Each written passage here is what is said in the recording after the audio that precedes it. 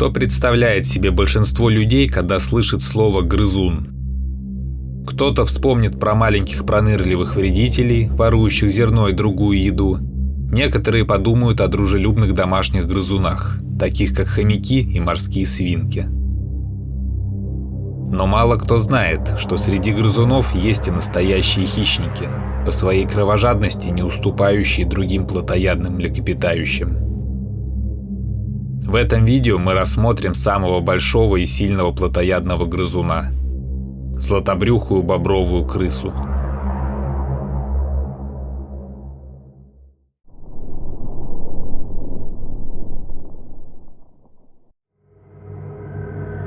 Знакомьтесь, златобрюхая бобровая крыса, имеющая второе название – ракали. Обитает ракали, как и многие необычные животные, в Австралии, но встречается также на Тасмании и даже на острове Новая Гвинея. Для представителей семейства мышиных ракали имеют очень крупные размеры.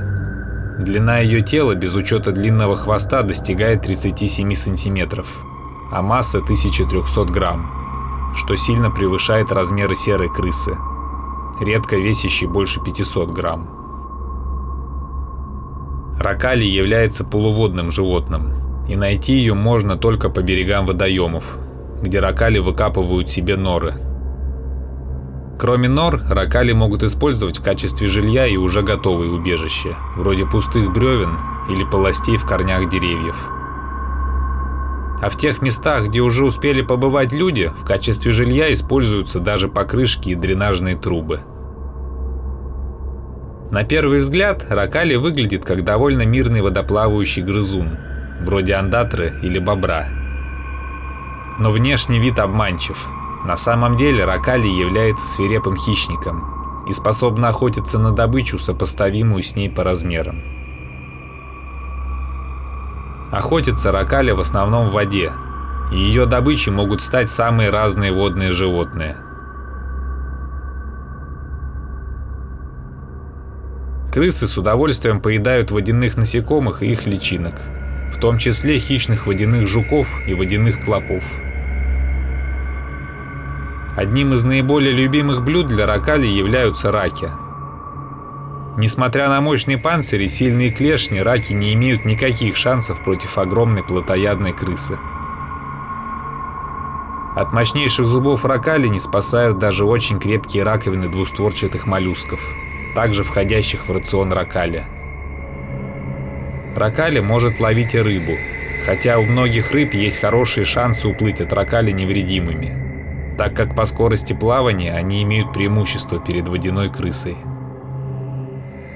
Кроме того, кровожадные крысы регулярно разоряют гнезда водяных птиц и даже охотятся на них самих, нападая из-под воды. Но самой интересной особенностью ракали является их способность охотиться на огромных и очень ядовитых жаб-аг. Жаба-ага является одной из крупнейших жаб в мире, и исходно она обитала только в Центральной и Южной Америке. Однако в 1935 году люди специально завезли в Австралию ровно 102 жабы-аги. По задумке, жабы должны были помочь людям на плантациях бороться с вредителями сахарного тростника. Однако сами жабы не были осведомлены о возложенной на них миссии, и вместо вредителей сахарного тростника принялись поедать более легкую добычу, в том числе многих представителей уникальной фауны Австралии. Поскольку маленькие жабята достигают в длину всего 1 сантиметра, а взрослые жабы могут быть длиннее 24 сантиметров и весить больше 1 килограмма, то список потенциальной добычи жабы-аги оказался очень велик. Так, особо крупные жабы без проблем могут охотиться даже на млекопитающих размером с мышь. Но возможности уничтожать австралийскую фауну путем ее поедания беспощадным жабам оказалось мало, и они принялись истреблять более крупные виды животных при помощи своего яда. Вся кожа жаб-аг выделяет сильнейший яд, содержащий буфотоксины и вызывающий смерть от остановки сердца. Незнакомые с ядовитыми жабами хищники Австралии, в том числе сумчатые куницы, крупные змеи и ящерицы, начали охотиться на них, в результате чего массово погибали от отравления. Очень немногие хищники научились охотиться на смертельно ядовитых жаб, и одним из таких хищников как раз и является ужасная водяная крыса ракали. Коварные крысы разработали особый метод убийства и поедания жаб, без риска отравиться их ядом. Ракали ловят жаб, переворачивают их на спину и у еще живых жаб прогрызают отверстия в груди, после чего передними лапами достают оттуда и поедают безопасные внутренние органы – сердце, печень и легкие. Иногда ракали выедают у жаб языки и даже съедают мясо на конечностях, предварительно сняв с них всю кожу. Чтобы наесться до отвала, прожорливые крысы могут убивать жаб десятками и сотнями. Причем в качестве добычи крысы предпочитают самых крупных жаб, длиной от 15 сантиметров.